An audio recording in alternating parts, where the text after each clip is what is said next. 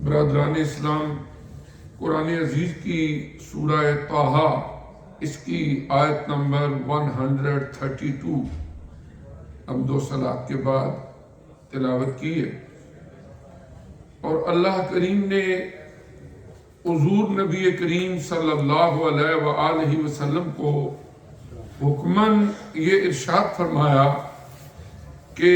وَأْمُرْ أَهْلَكَ بِالصَّلَاةِ، کہ اے پیارے نبی صلی اللہ علیہ وآلہ وسلم، آپ اپنے گھر والوں کو نماز کا حکم دیجیے۔ وَاسْتَبِرْ عَلَيْهَا، اور خود بھی اس پر جمے رہیے۔ لَا نَسْأَلُكَ رِزْقًا، ہم آپ سے رزق کے معاملے میں کوئی سوال نہیں کرتے، رزق کا معاملہ وہ ہمارے ذمے ہے۔ نَحْنُ نَرْزُقُكَ، تمہیں رزق دینے والے ہم ہیں۔ وَالْعَاقِبَةُ لِلتَّقْوَىٰ، اور بہترین انجام ان لوگوں کا ہی ہے جو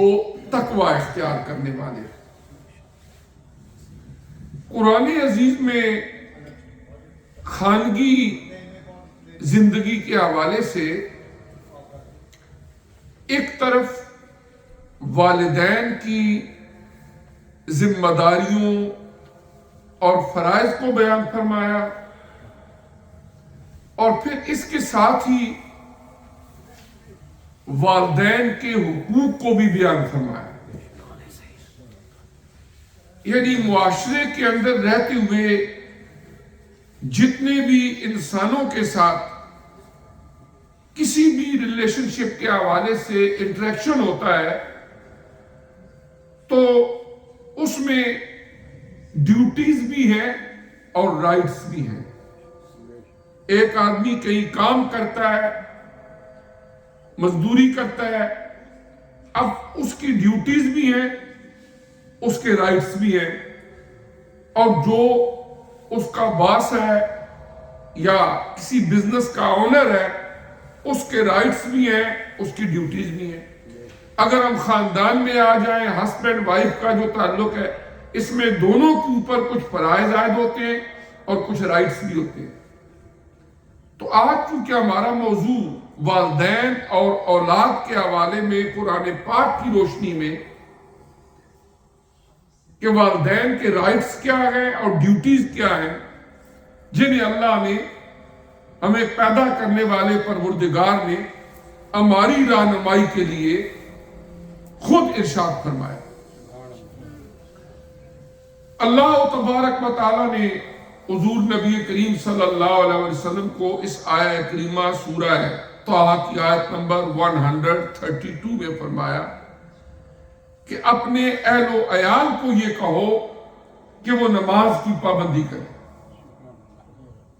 اور پھر ساتھ یہ بھی فرمایا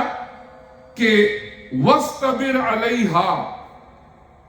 آپ خود بھی اس پر جمے رہے، ڈٹے رہے، مستقل مزاجی کے ساتھ خود بھی نماز کی ادائیگی کرنا۔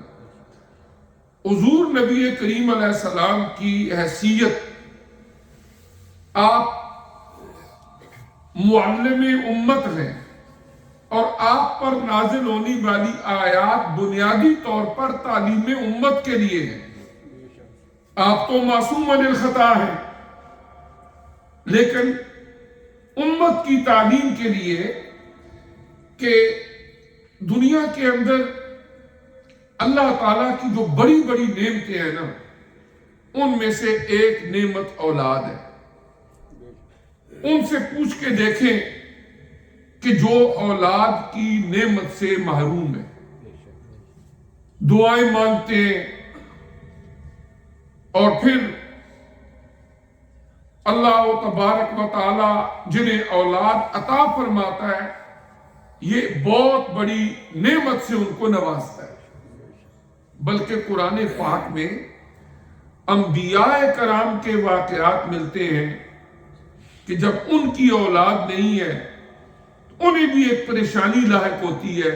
اور وہ بھی اللہ کی بارگاہ میں دعائیں کرتے ہیں، اے اللہ میں اولاد دے۔ مشہور واقعہ ہے حضرت سیدنا زکریا علیہ السلام کا کہ عمر بڑھاپے کو پہنچ گئی، ابھی اولاد نہیں ہے، اہلیہ بھی بوڑھی ہو گئی، اور ان کی ذمہ داری یہ تھی کہ وہ حضرت سیدہ مریم علیہ السلام جو حضرت عیسیٰ علیہ السلام کی والدہ ماجدہ ہے، ان کی کفالت پر مامور تھے، اور رشتے میں بھی رشتہ دار تھے قریبی۔ اب اللہ تعالیٰ نے جب بے موسم پھل حضرت مریم علیہ السلام کو دیے، جب وہ آتے دیکھتے کہ ارد گرد کے کسی علاقے میں ان پھلوں کا موسم ہی نہیں ہوتا، اور حضرت مریم علیہ السلام کے حجرے میں وہ پھل موجود ہوتے، آپ نے پوچھا آئے کہاں سے؟ انہوں نے کہا من عند اللہ، اللہ کی طرف سے آئے ہیں، اللہ بھیجنے والا ہے۔ ان کے دل میں خیال آیا وہ رب جو حضرت مریم علیہ السلام کو بے موسم پھل دے رہا ہے، انہی کی دہلیز پہ کھڑے ہو کر دعا کر دی، اے اللہ مجھے نیک صالح اولاد عطا فرما۔ اللہ کریم نے ان کی دعا کو قبول کیا اور خوشخبری سنائی کہ ہم تمہیں ایک بیٹے کی خوشخبری دیتے ہیں، جب اللہ تعالیٰ تمہیں بیٹا عطا فرمائے گا تو اس کا نام رکھنا ہے یحییٰ، حضرت سیدنا یحییٰ علیہ السلام۔